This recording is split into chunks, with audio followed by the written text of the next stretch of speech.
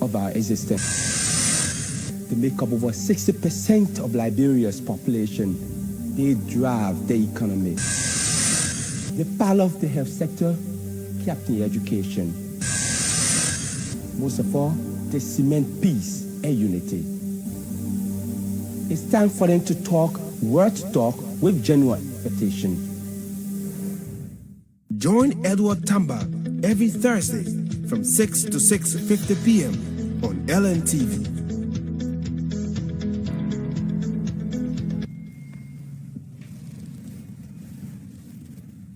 All right, so welcome back to the second segment of Youth Talk. On this segment, I'm here with the group from the Voice of the Voiceless, and we'll have a very, very beautiful young lady. How old are you? 13. 13 years old. 13 years old. Her name is Endurance, right? Yeah. Okay, so welcome. But I have the head of Voice of the Voiceless, Joe Bear. Joe, welcome to Youth Talk. Okay. Thank you so much. And my name is Joe Bear, and founder and executive director of a group called Voice of the Voiceless. And basically our focus is on sexual gender-based violence, educating young boys and girls on the importance of LGBT and how one can get away from LGBT, basically. Okay. And we also have Christopher. Yeah, I'm Christopher Willie. I'm the debate supervisor for Voice of the Voiceless. Okay. So I coordinate all when it comes to the debate and helping the kids better their public speaking. Yeah. Okay, Christopher, that's brilliant. That's good, because public speaking is important, especially when kids are coming up. It helps to boost their academic standing and also how to become good speakers tomorrow. Endurance, how are you? I'm fine. And who are you, the Voice of the Voiceless? I'm a volunteer of the Voice of the Voiceless and also part of the mentorship program. All right, and I like the way you're sounding. All right, so Joe, let's talk about. We have a very limited time. Let's talk about the GBV program. Yeah. We talk about the debate and the mentorship. But let's start up with the SGBV first. What basically do you do to ensure that you spread the awareness against sexual gender-based violence? Okay, so for us, we have a great opportunity in terms of having opportunity working with schools. So we work with schools, and in the school we have a social club within those high schools. As I speak personally, we work almost 15 high schools that we have our social club, where we have smaller activity workshop, and we bring those students together, educating them on those basic things. And then we also give them the responsibility as a student, where in each school they have their local leadership, where they discuss some of those things among themselves.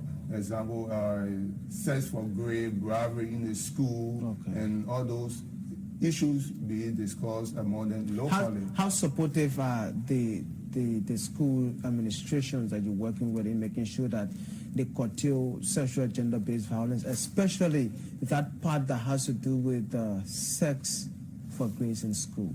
Well, schools are supportive, but not all of them. But on the Irish line, I can say that they are all supportive. But in line with the students too are more very supportive in everything that we do. But we've got all things are okay, and all those activities that have been implemented within the school, they have gone very well. Okay, Christopher, I'll come back to you, Endurance. I just like your name. I like the way you sound. You're very young, and I wish that your parents would take very good care of you. All right? So, Christopher, let's talk about the debate program, right? Yeah. The quiz. Is it debate or quiz? It's a debate What program. sort of mechanism, right, you put into play to making sure that you get these young people, young boys and girls to sharpening their minds, to sharpening their public speaking, to encourage them to study, to debate a particular issue? what strategy you put together to get all of those together? Yeah, so basically, like what Joe said, Voice of the Voiceless, we're engaged into protecting children, women and girls. That's our primary focus. So we tailor programs that gear towards supporting their growth and development. So basically, all through, we just create programs that will help them grow. And as part of that, we have this inter-high school, is a mini inter-high school debate.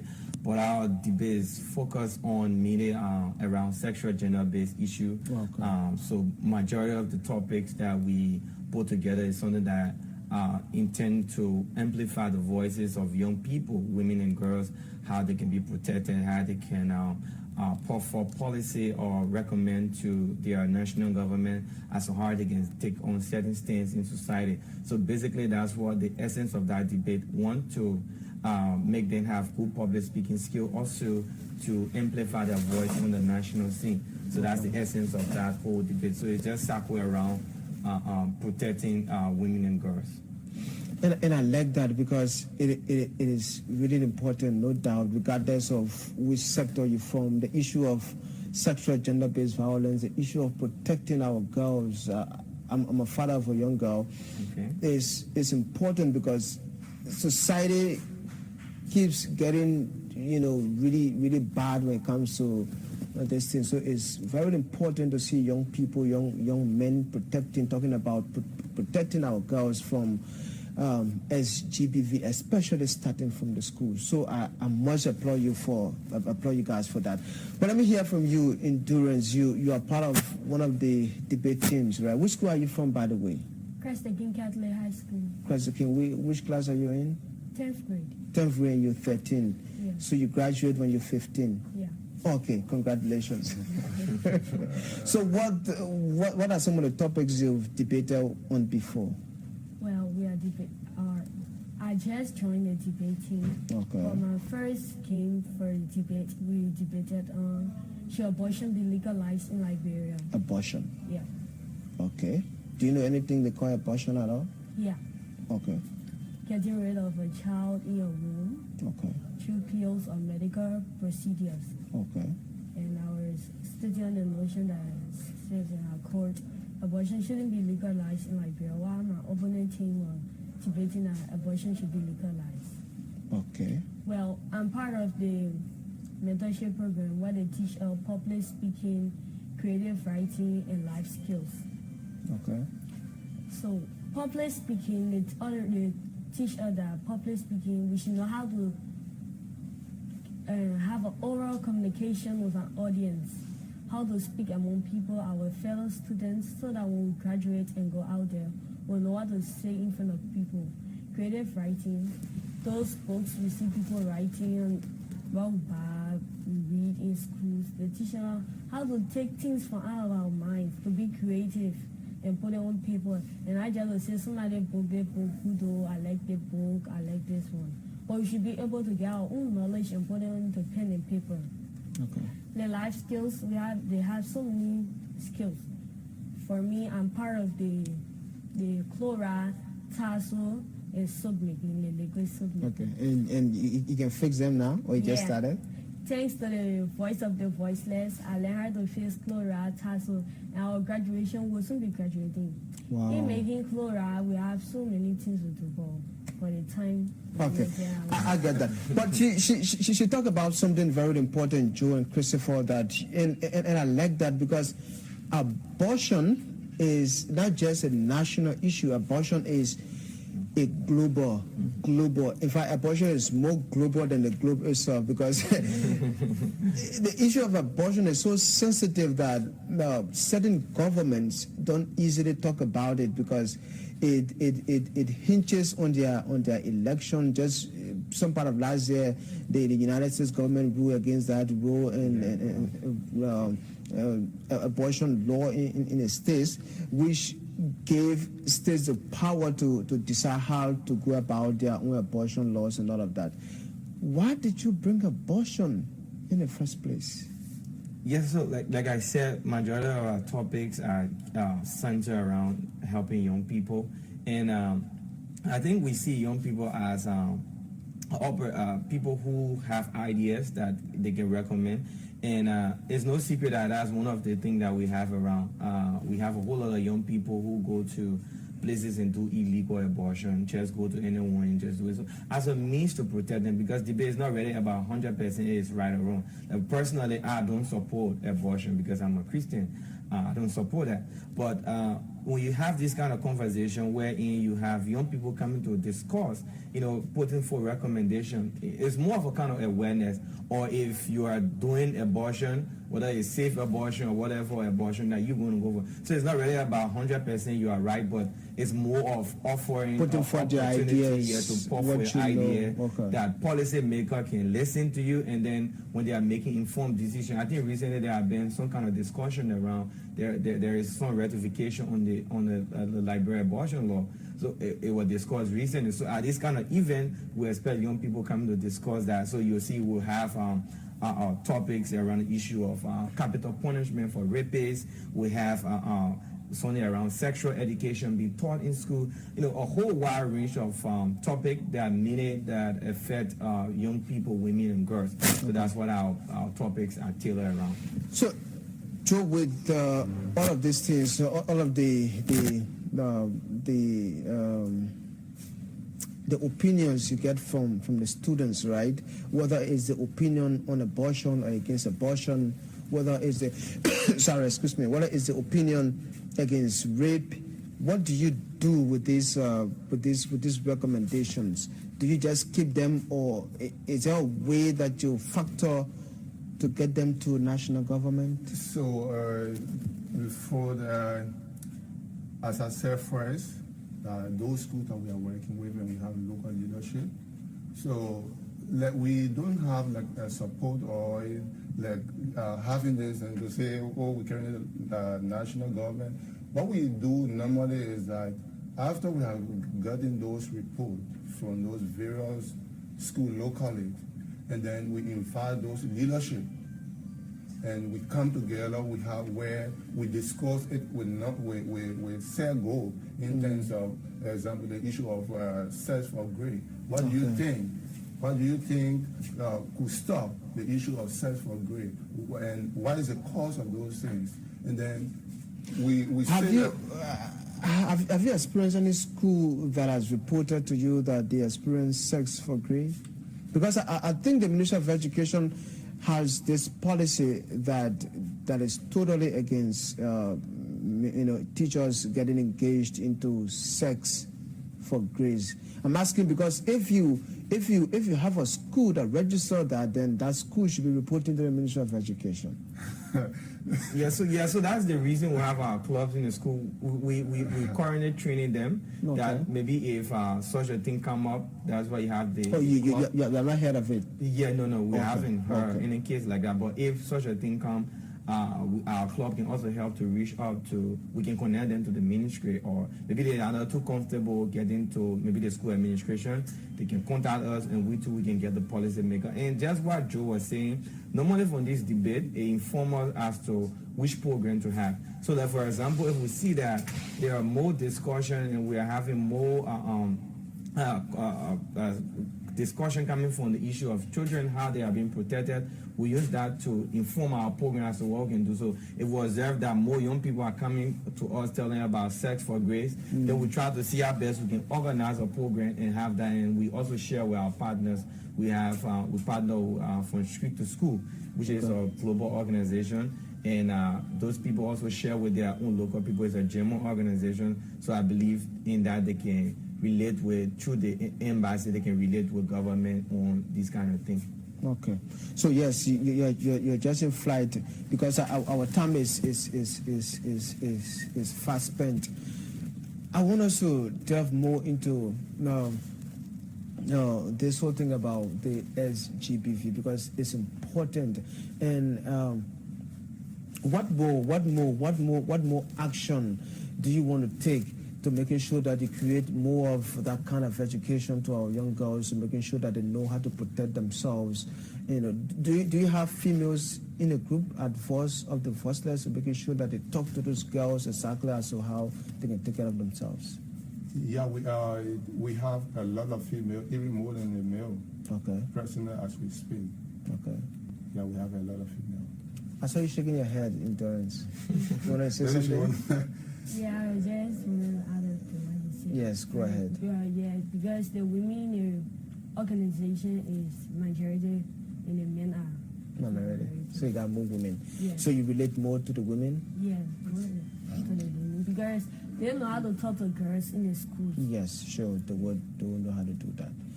So, do you have any pending program right now that you're implementing, Joe? Yeah, we have a debate that is ongoing personally, and on the 17th, Friday, which is 9:30 by tomorrow, we're going to be having a workshop for those schools who have already expressed interest to be or to join us to speak out against some of those issues, and the workshop going to be 9:30 Friday by tomorrow.